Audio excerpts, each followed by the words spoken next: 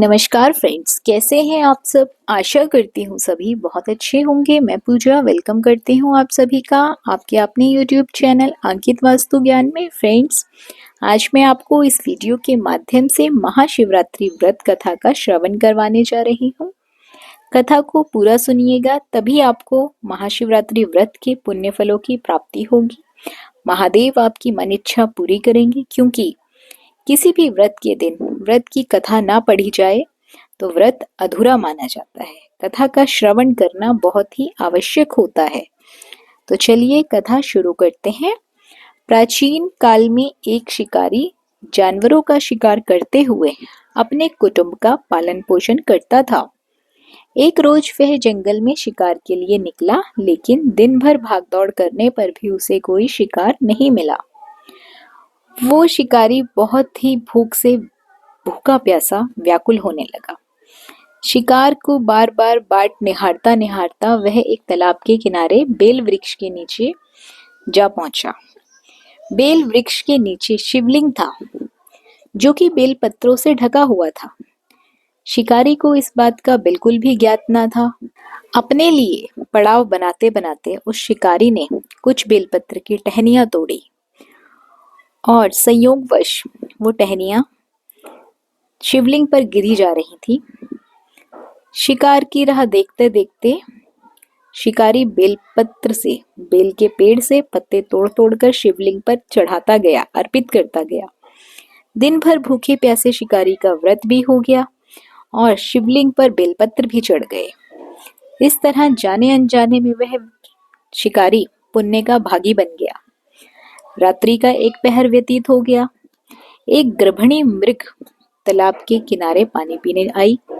शिकारी ने धनुष पर तीर चढ़ाकर ज्यों ही प्रत्यंचा खींची, मृगी बोली, शिकारी, मुझे मत मारो, मैं तो गर्भिणी हूं, शीघ्र ही प्रसव करूंगी। तुम एक साथ दो जीवों की हत्या करोगे, जो कि ठीक नहीं है। मैं अपने बच्चे को जन्म देकर शीघ्र ही तुम्हारे पास वापस आ जाऊंगी। उस समय तुम मुझे मार लेना। शिकारी को हिरणी सच्ची लगी, उसकी बात समझ में आई। उसने तुरंत ही अपनी प्रत्यंचा ढीली कर दी और मृगी झाड़ियों में लुप्त हो गई। कुछ समय के बाद एक मृगी और उधर से निकली। शिकारी बहुत खुश हुआ, अब तो शिकार मिल ही गया है।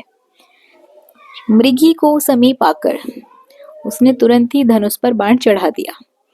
मृगी ने बहुत ही विनम्रता पूर्वक निवेदन किया, हे शिकारी, मैं थोड़ी देर पहले ही ऋतु से निर्वित हुई हूँ, कामातुर व्रणी हूँ, अपने प्रिय की खोज में भटक रही हूँ।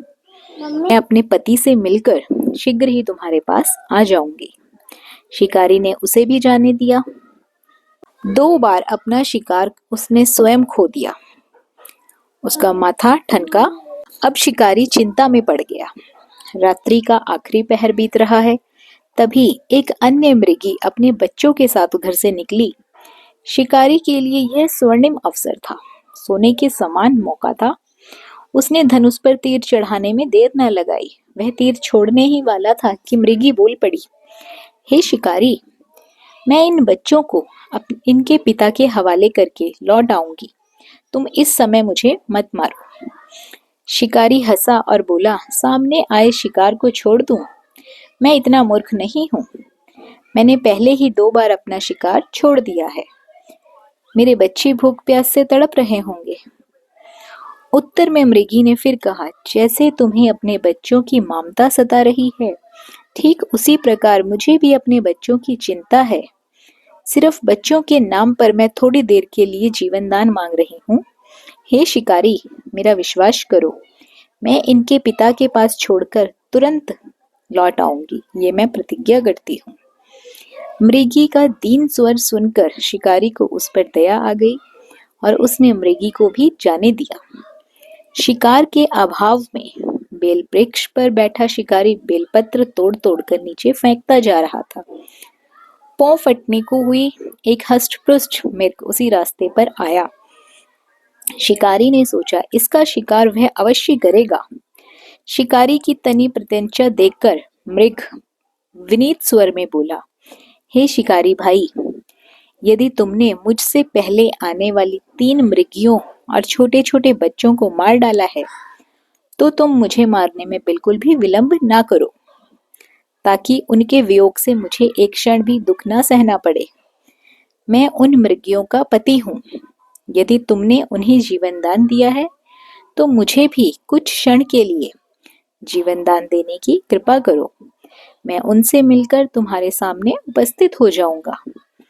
मृग की बात सुनते ही शिकारी के सामने पूरी रात का घटना चक्र घूम पड़ा। उसने सारी कथा मृग को सुना दी। तब मृग ने कहा, मेरी तीनों पत्नियों ने जिस प्रकार प्रतिज्ञाबद्ध होकर तुमसे विनती की है, मेरी मृत्यु से अपने धर्म का पालन नहीं कर पाएंगी। अतः जैसे तुमने उन्हें विश्वास पत्र छोड़कर मानकर छोड़ दिया है, वैसे ही मुझे भी जाने दो। मैं उन सबके सामने उनसे मिलकर शीघ्र ही तुम्हारे सामने उपस्थित हो जाऊंगा। अब क्या था, शिकारी का उपवास भी हो गया, रात्रि जागरण भी हो गया, शिवलिंग पर बेलपत्र भी चढ़ गए और अब उस शिकारी का हिंसक हृदय निर्मल हो चुका था। उसमें भगवत शक्ति का वास हो गया था। धनुष तथा बाण उसके हाथ से सहज ही छूट गए। भगवान शिव की अनुकंपा से उसका हिंसक हृदय करुणा भय भावों से भर गया। वह अपने अतीत के कर्मों की ज्वाला में जलने लगा। थोड़ी ही देर में मृग सपरिवार उस शिकारी के समक्ष उपस्थित हो गया ताकि वह उनका शिकार कर सके। किंतु जंगली पशुओं की ऐसी सत्यता, सात्विकता और सामूहिक प्रेम देखकर उस शिकारी को ग्लानि आने लगी। वह भी प्रेम भावना में भावुक हो गया। उसके नेत्रों से अश्रु झड़ने लगे, आंसू आने लगे, वो रोने लगा। उस मृग परिवार को न मारकर शिकारी ने अपने कठोर हृदय को जीव हिंसा से हटा सदा के लिए कोमल और दयालु बना लिया। देवलोकों से समस्त देव समाज भी इस घटना को देख रहे थे। घटना की परिणति होते ही देवी देवताओं ने पुष्प वर्षा की, फूल बरसाए, तब शिकारी तथा मृग परिवार को मोक्ष की प्राप्ति हुई। तो फ्रेंड्स, ये थी महाशिवरात्रि की पावन कथा। आशा करती हूँ जिस प्रकार शिकारी का हृदय भावुक हो गया और भोलेनाथ की कृपा शिकारी पर बरसी, उसी प्रकार हम सभी पर बरसती रहे। सदैव सबके घर परिवार में सुख समृद्धि का वास हो। आशा करती हूँ ये कथा आपको बहुत ही पसंद आई होगी। यदि आप हमारे चैनल पर पहली बार आए हैं, व्रत त्योहारों कथा कहानियों से जुड़ी कहानियाँ आपको भी अच्छी लगती हैं, तो चैनल को सब्सक्राइब अवश्य कर लें। साथ ही बेल आइकन के बटन को दबा लें ताकि हमारी आने वाली वीडियोस की नोटिफिकेशन सबसे पहले आपके पास पहुंच सके। बने रहिए आपके अपने YouTube चैनल अंकित वास्तु ज्ञान में। धन्यवाद।